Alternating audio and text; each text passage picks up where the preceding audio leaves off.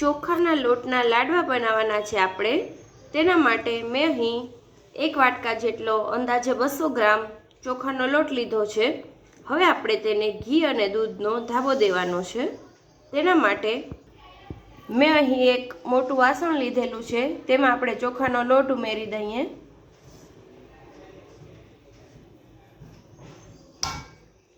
અને ઘી અને દૂધ જે છે તે મેં ગરમ કરીને લીધેલા છે, તેમાં થોડા થોડા ઘી અને દૂધ એડ કરીએ।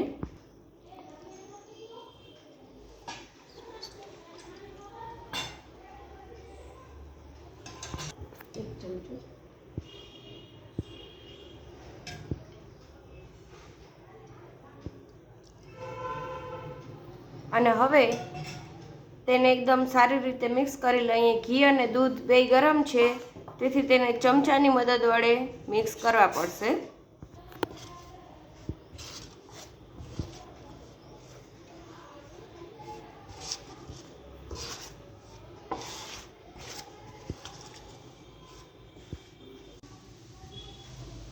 થોડું ઠરી જાય પછી આપણે તેને હાથની મદદ વડે મિક્સ કરી લેશું।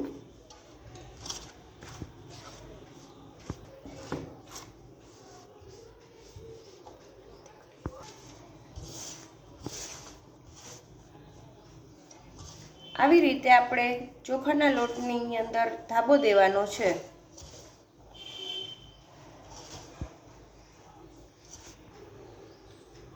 તમે જોઈ શકો છો કે એકદમ સરસ રીતે ધાબો દેવાઈ ગયો છે। ચોખાનો લોટ જે એકદમ સફેદ હોય છે, તેમાં આપણે ધાબો દેશું એટલે તેનો થોડો જે કલર છે તે ચેન્જ થઈ જશે। હવે આ જે લોટ છે તેને આપણે શેકવાનો છે।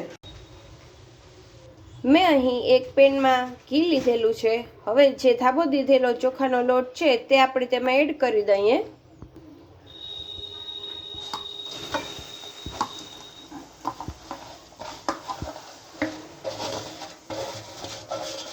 અને તેને એકદમ સારી રીતે મિક્સ કરી લઈએ।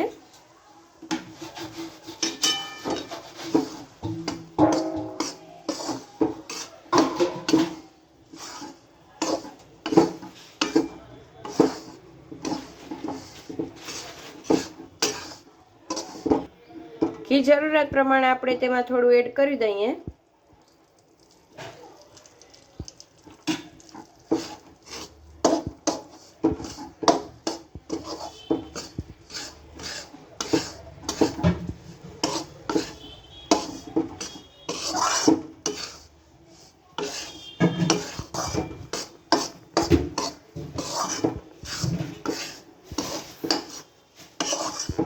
તેને એકદમ સારી રીતે મિક્સ કરી લેવાનું છે। તેને આપણે થોડીક વાર લગી શેકતા રહેવાનું છે। થોડો તેનો કલર ચેન્જ થાય ત્યાં સુધી આપણે તેને શેકતા રહેશું।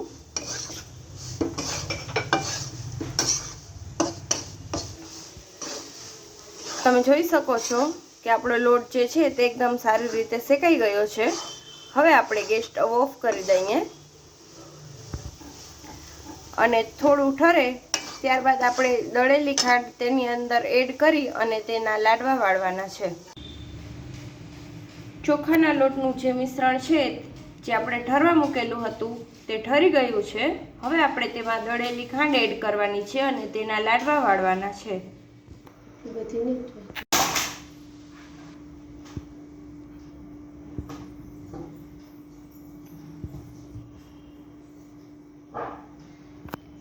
થોડી થોડી કરીને ખાંડ એડ કરશું અને એક વખત તેમાં ચમચો ફેરવી લઈએ। જો જરૂરિયાત લાગશે તો ખાંડ એડ કરશું। લાડવા વળી શકે તેમ હોય તો આપણે તેમાં ખાંડ એડ કરવાની જરૂર નથી।